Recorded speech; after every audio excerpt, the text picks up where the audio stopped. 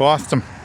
Bahadır aka, mana shu Baxtiyorjon masalasi bo'yicha siz o'sha hisob-kitoblarini bo'yicha mutaxassis, ya'ni bosh hisobchi hisoblanar ekansiz. Bu yerda qanday hisob-kitoblarda nuqsonlar yo'qmi? Chunki bu bevosita sizga ko'p narsa tayyorlayman.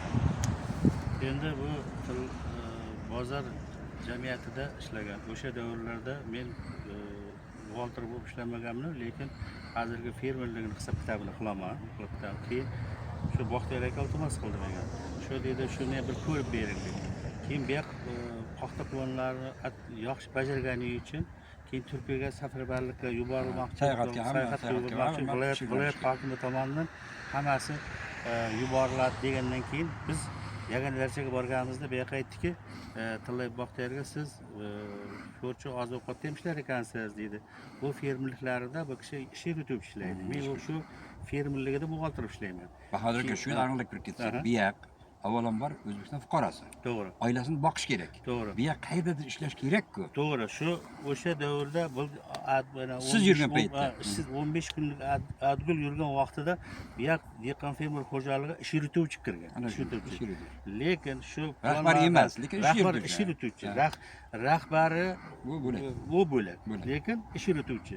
Haqiqatan bu yoq endi planlarni 100% bajargani uchun viloyat hokimi Turkiyaga yuborishga va o'shanda shu yuborish uchun oyoqlanganlik yagona darajada ko'rganimizda haqiqatan bu ikki kishi hozirgacha shu ishlayapti kelyapti. Shu bozor jamiyati ishlayapti kelyapti.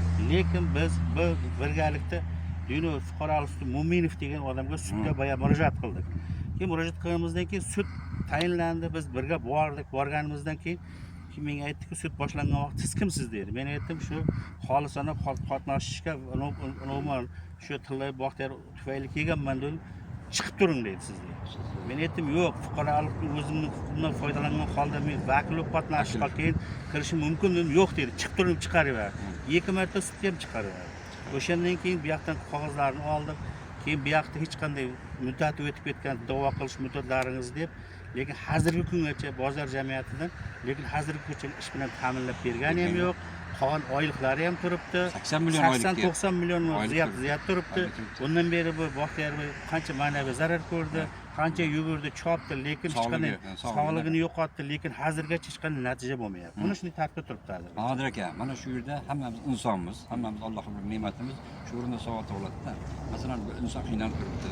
Mana yuqorida moddiy va ma'naviy zarar hozir bo'ynida qolaversa, mana shu insonning nazaridan Baxtiyorjonning haqligini qanday, haqmi, nohaqmi shu haqda? Baxtiyorjon hozirgi kunda haq bo'lib turibdi. Lekin agar nohaq bo'lganda men buxgalteriya sifatida gapiramanki, u yagona darajada bu odamning ish haqi ko'rinmasdi.